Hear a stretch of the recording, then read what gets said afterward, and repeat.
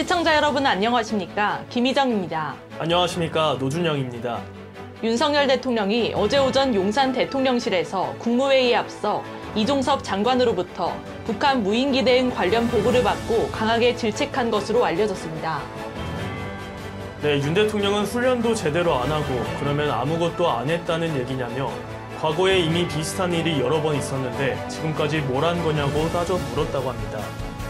윤 대통령은 이후 국무회의 모두 발언을 긴급 수정했고 그 결과 드론 부대 설치를 앞당기고 최첨단으로 드론 스텔스화해서 감시 정찰력을 강화할 것이란 발언이 나오게 됐다는 게 대통령실의 설명입니다.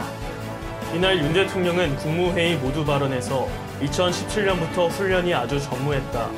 북한의 선의와 군사 합의에만 의존한 대북 정책이 얼마나 위험한 것인지 우리 국민들이 잘 봤을 것이라며 전임 정부를 비판했습니다. 반면 더불어민주당은 북한 무인기의 남측 영공 침해 사건을 윤석열 정부의 대응 실패로 규정하고 강하게 비판하고 있습니다. 이 시각 주요 뉴스입니다. 문재인 정부 5년간 민간단체에 대한 국고 보조금이 연평균 4천억 원씩 급증해 2022년에는 약 5조 원이 지원됐는데 이 중 적발된 부정수급은 2,352억 원인 것으로 나타났습니다. 이관섭 대통령실 국정기획수석은 28일 비영리 민간단체 보조금 현황과 향후 계획 브리핑에서 이같이 밝힌 뒤 전체 사업 대비 적발 건수가 미미하고 부처가 적발하지 못한 문제가 언론이나 국정감사 등을 통해 밝혀지는 등 민간단체 보조금 관리에 개선이 필요하다고 강조했습니다. 국회 이태원 참사 국정조사특별위원회가 다음 달 열리는 청문회에 출석할 증인 73명을 확정했습니다. 이상민 행정안전부 장관과 윤익은 경찰청장은 증인으로 채택됐지만 한덕수 국무총리와 더불어민주당 신현영 의원은 여야 합의가 이뤄지지 않아 포함되지 않았습니다. 북한 김정은 국무위원장이 전원회의 확대회의 이틀째인 27일 내년도 국방력 강화를 위한 새로운 핵심 목표를 제시했습니다. 조선중앙통신은 핵심 목표가 무엇인지 구체적으로 언급하지 않았으나 김 위원장이 국익사수를 위하여 철저히 견지해야 할 대외사업 원칙과 대적 투쟁 방향을 명시한 것으로 알려졌습니다. 반도체 실적 추락 등으로 경영 전반에 위기감이 고조되면서 삼성 전그룹 계열사 사장단이 6년 만에 긴급회의를 열었습니다. 이미 비상경영에 돌입한 삼성전자의 위기 상황을 전 계열사에 공유하고 그에 따른 그룹 차원의 대비책 마련이 주로 공유된 것으로 알려졌습니다. 산업통상자원부가 내년 360조 원의 무역금융을 공급해 기업들의 수출을 지원하고 기업이 설비에 100조 원 규모를 투자하도록 독려할 계획입니다. 27일 산업통상자원부는 이 같은 내용의 2023년 업무 계획을 윤석열 대통령에게 보고하며 역대 최대 규모인 6,800억 달러가량의 수출 실적을 달성하겠다고 밝혔습니다. 택시기사를 유인해 살해하고 시신을 옷장에 숨겼다가 검거된 30대 남성 A씨가 동거하던 전 여자친구도 살해했다고 경찰 조사 과정에서 자백했습니다.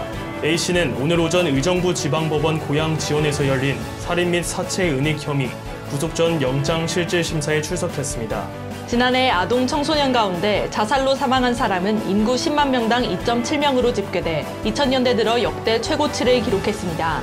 27일 통계청은 아동 청소년 삶의 질 2022 보고서에서 이같이 밝히며 코로나 블루가 일부 영향을 미쳤을 것으로 보인다고 분석했습니다. 일본 정부가 오는 30일부터 중국 입국자 전원에게 코로나19 검사를 실시하기로 했다고 현지 언론들이 보도했습니다. 이에 따라 중국에서 출발해 일본으로 입국하는 사람과 7일 이내 중국을 방문한 이력이 있는 사람은 입국대 코로나19 검사를 받아야 합니다. 최근 국회를 통과한 법인세와 종합부동산세 개편으로 향후 5년간 20조 원의 세금이 감면될 것이라는 분석이 나왔습니다. 네, 국회 기획재정위원회 장혜영 의원이 28일 기획재정부에서 제출받은 자료를 보면 법인세 개편으로 내년부터 2027년까지 5년간 13조 7천억 원이 줄어들고 종부세 개편에 따른 세금 감소 규모는 6조 3천억 원으로 나타났습니다.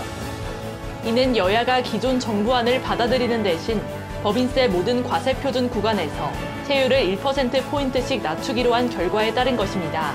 또한 종부세는 기존 공제액을 6억 원에서 9억 원으로 1세대 1주택자는 11억 원에서 12억 원으로 각각 올렸습니다. 또한 조정 대상 지역과 무관하게 2주택자까지 종부세 기본세율을 적용하고 3주택 이상 다주택자는 과표 12억 원 추가부터 2%에서 5% 세율을 누진적으로 적용하기로 했는데요. 장혜영 의원은 여야 밀실 합의의 결과는 부자 감세라며 부자와 재벌에 대한 사회적 책임을 강화하는 민생해법이 우리가 가야 할 길이라고 주장했습니다. 이 시각 주요 뉴스였습니다. 오늘 영상이 유익했다면 구독과 좋아요를 눌러주시기 바랍니다. 지금까지 노준영, 김희정이었습니다.